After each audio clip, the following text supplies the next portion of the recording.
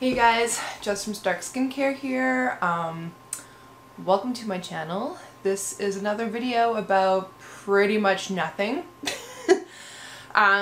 So I basically am taking the week off, more or less. I'm saying that, but I am still preparing shipments because there's two super exciting launches coming up.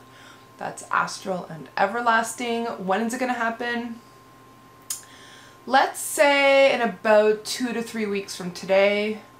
Today is June 14th, I believe, 2018. So yeah, I decided to mostly take this week off. I really wasn't planning on filming a video. This time I was like, okay, really I'm just gonna take the week off from filming, and I really don't have anything I feel like talking about.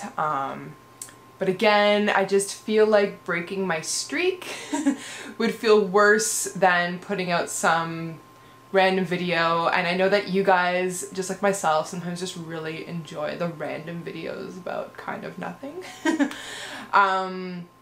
So, well, let's talk a little bit about hair. Maybe when I have nothing to talk about, I just talk about my hair. Hair and mental health. Again, this is kind of this is sort of where I'm at this week again, same as last week.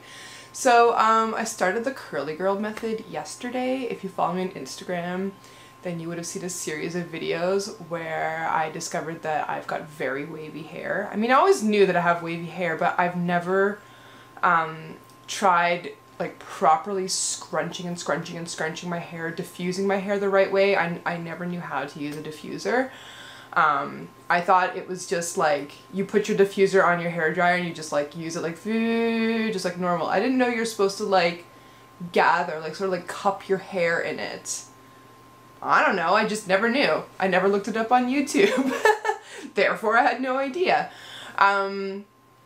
So yeah, so I just basically gave my hair like a full curly girl routine, and my hair turned out very curly. It's also just really, really frizzy. So I gotta figure out my products I'm gonna be using, and you guys gave me, or well, probably many of you, but also my Instagram followers, if you're not one of those overlapping people, gave me a lot of really great product recommendations, and then I just whipped up a product for myself, a bit of a DIY, because I just felt like getting creative and just making something. So I made myself like a hair, I think it's gonna be like a spray gel, sort of a curl revitalizer, and because I found out that I have non-porous hair, or what's it called?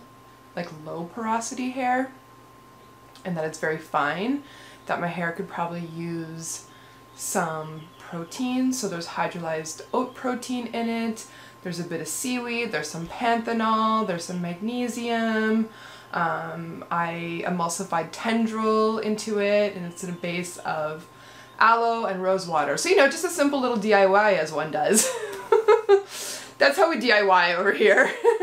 And yeah, so just playing around, which it's really good to just sort of give myself the space and the time to experiment, play with ingredients, not to play with ingredients or do stuff with any intention other than just make myself something just to enjoy, because I've found that over the years, not over the years, maybe the past like 2 years or so, I haven't been doing many experimental DIYs just for myself, which is important to do. So pretty much every time I decided to undertake a, you know, I should say like DIY in quotes, because I realize that the way that I DIY is very different from like most people, because I'm not just looking in my kitchen for random ingredients. Like I have an entire studio full of ingredients that I get to play with that are, you know, like professional quality grades. So like it's pretty different than just like, oh, I'm gonna do, you know, like an oatmeal mask or something like that.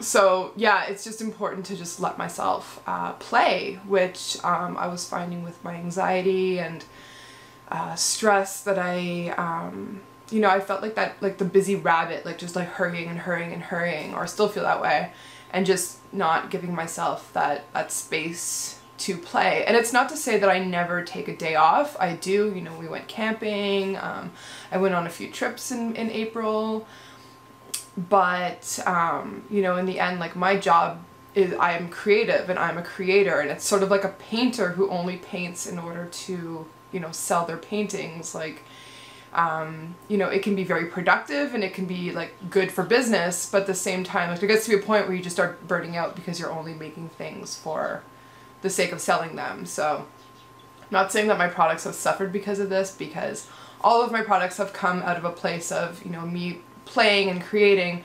But yeah, it just felt like a while since I sort of gave myself some time to do that. So felt really good doing that today.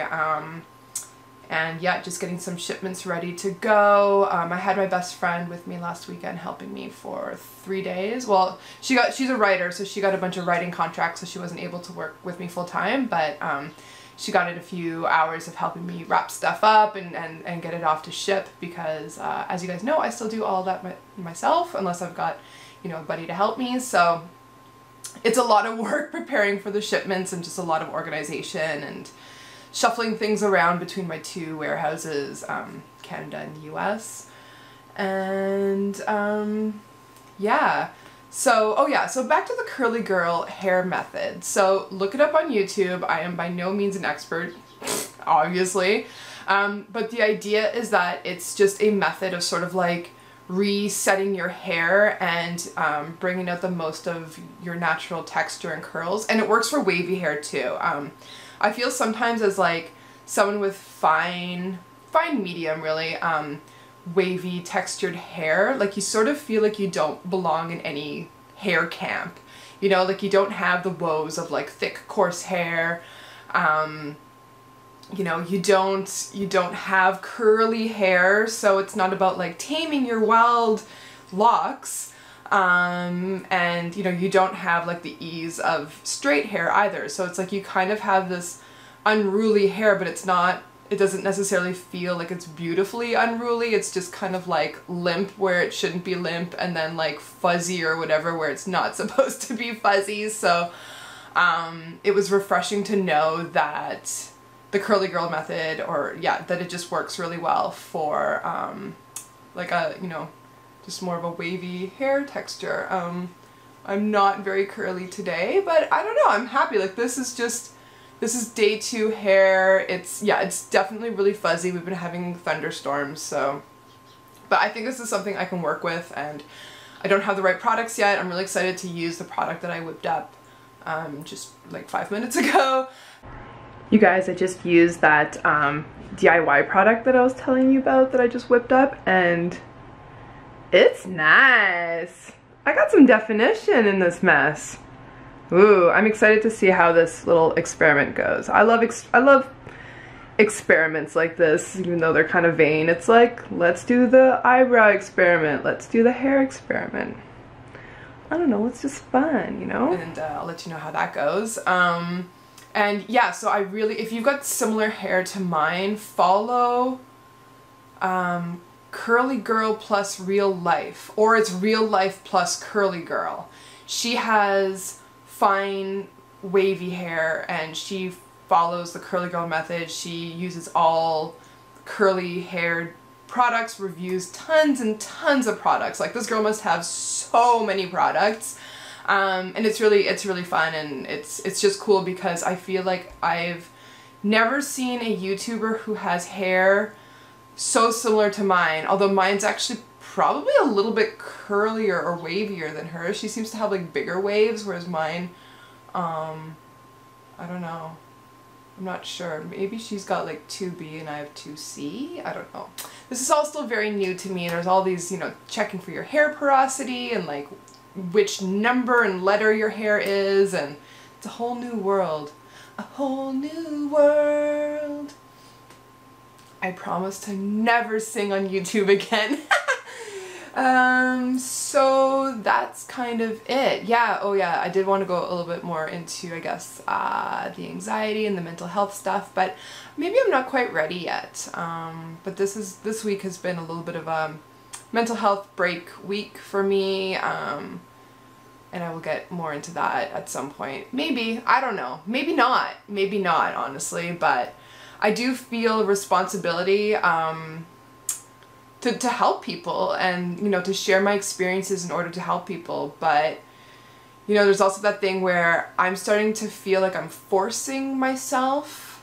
It's like every decision that I make with my life, you know, like I have all these doubts. And then like, so I was talking to my husband last night and he's like, are you, like, who are you afraid that is judging you? Or is that, you know, that's saying, you know, something? And I'm like, I don't know. And he's like, are you, like, who is it that you're afraid of sharing this with? Like friends, family? And I'm like, I don't know, no, not really.